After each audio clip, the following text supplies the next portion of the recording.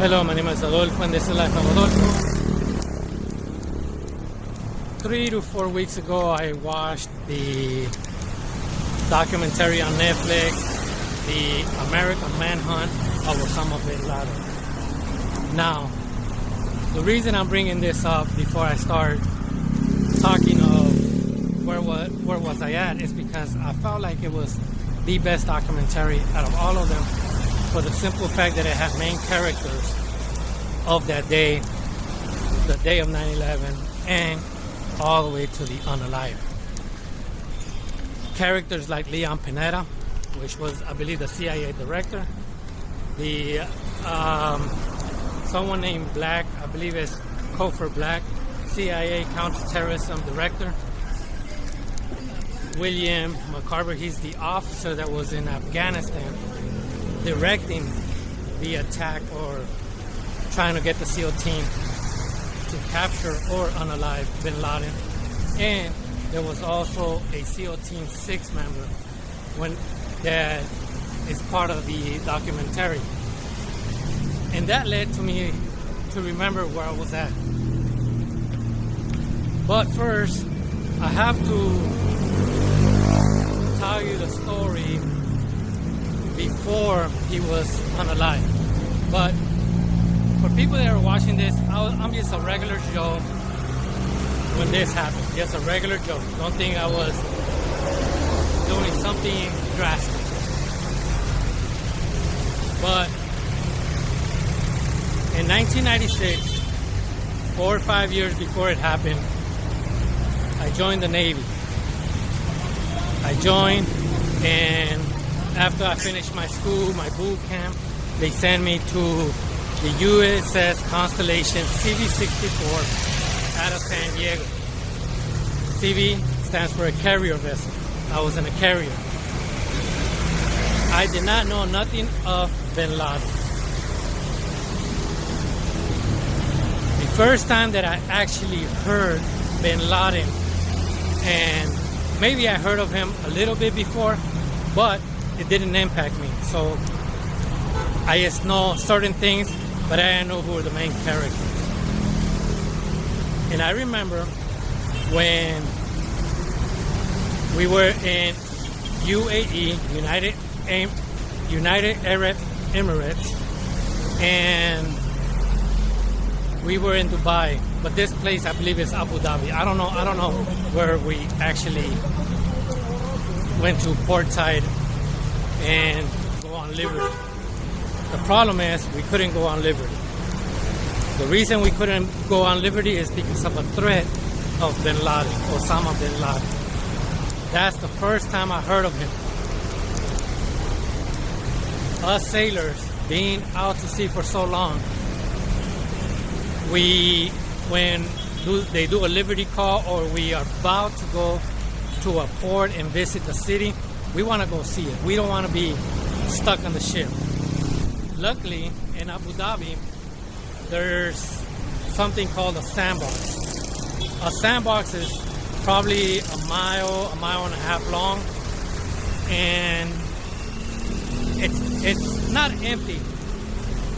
Basically, the ship goes portside, and there's a fence like a mile long, and they call that a sandbox. In the middle of it, avoiding the threat because we have a fence and guards. Avoiding the threat, they have restaurants. They have some American restaurants. And when I say American restaurants, they're wooden stores that they build up so they could feed the American sailor or the American military or whoever's in there. And they also have this place, MWR, video games and so on. In addition to those two things, they bring people to sing, whatever the case might be. And that's the first time I heard of him. Now, the second time I heard of him, same scenario, but this time we were allowed to go to the USO, something kind of like the USO in Dubai. Like direct drive over there and come back, so we don't all stay in the sandbox and feel bored. And I remember, I don't know if this is the same deployment of the 9/11 when it happened, but then in 2001 we arrived in Hawaii. This is before 9/11. We arrived to Hawaii, to Oahu, and we picked up what we call tigers. For people that don't know what tigers are, it's basically the ship. This is our final port to visit. And when we visit, people have options to go on vacation. We call it leave, but it's vacation in reality for civilians. With all these extra beds, the people that stay there have an option to bring family members on board. And they have little concerts. It's like a relaxed mode for the ship, because it's like 7 days, 5 days to arrive to San Diego. And everything was already planned. We picked up the tigers, family members, females, males, kids, so on. And we left Hawaii. This is already in September 2001. As people know, the 9/11 happened on September 11th.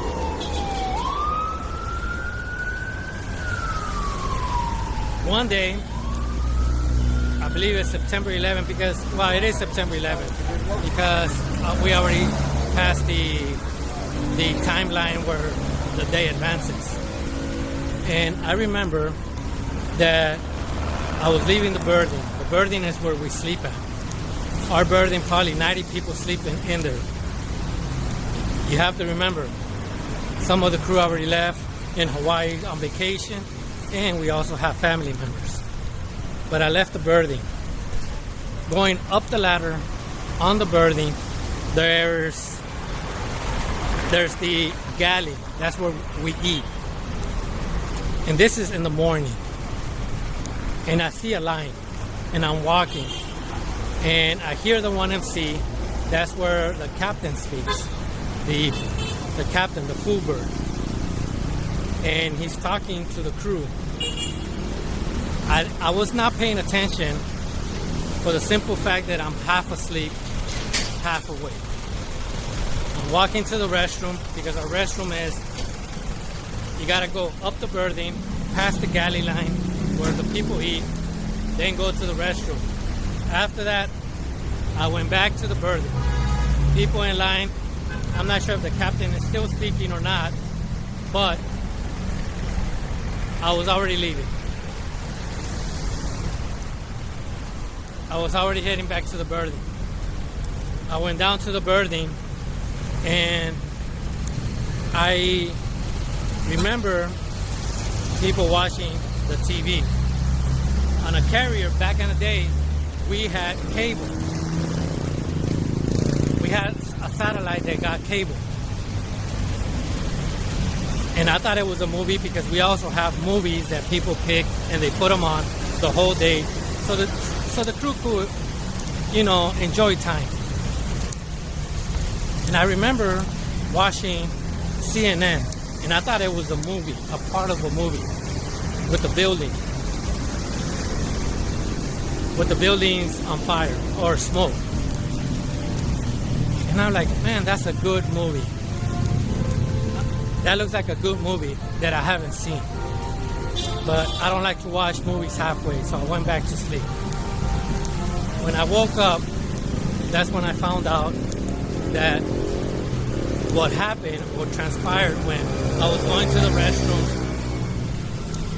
when it was on TV that the U.S. was attacked or 9/11 just happened.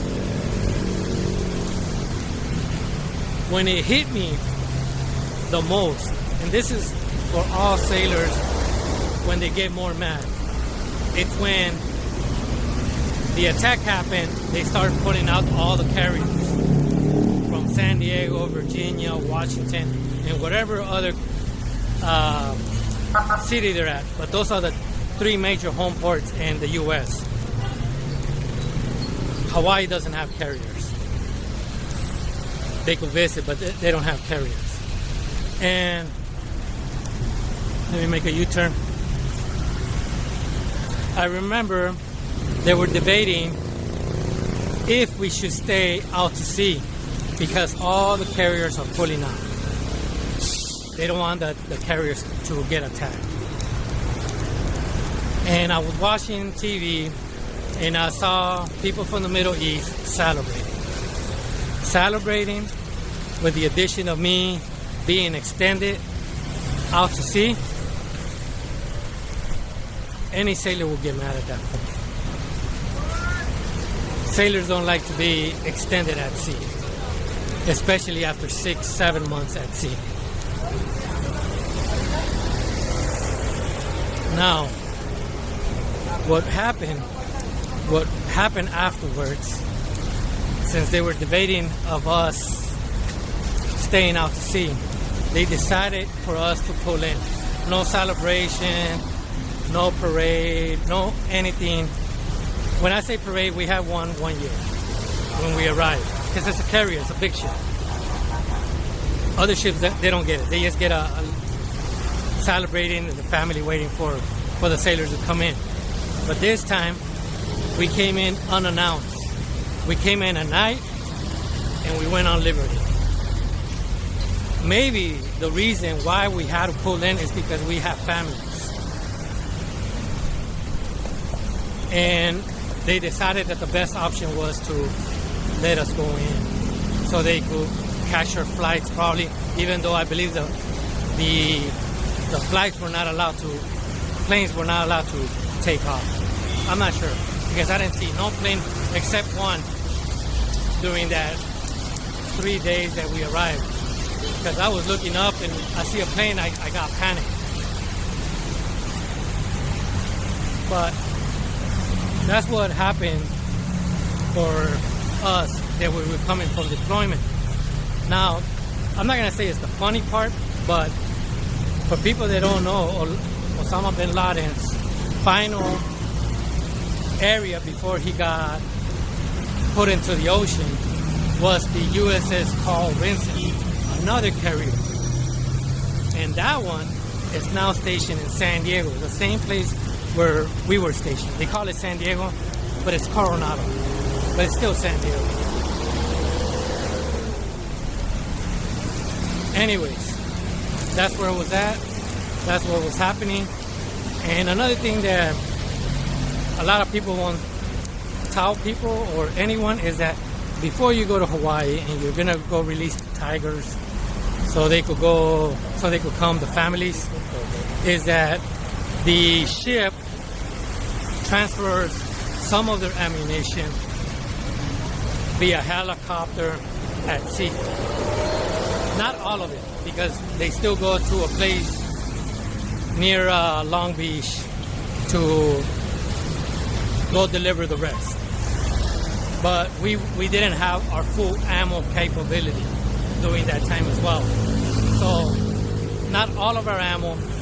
Number two, we had Tigers. Number three, most of the jets, not most of the jets, but some of the jets or some of the planes that were part of the Hawaii or some were squadron, they probably left already.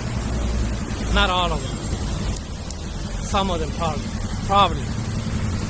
But when I speak about the ammo, that actually happens. When I speak of the Tigers, most of the time it happens in Hawaii when it's on the West Packs, but sometimes it happens on Washington when they don't want to pull in Hawaii. Anyway, that's all I got. Hopefully you like my video on where I was at during 9/11. And that's it. Thank you. Thank you for watching.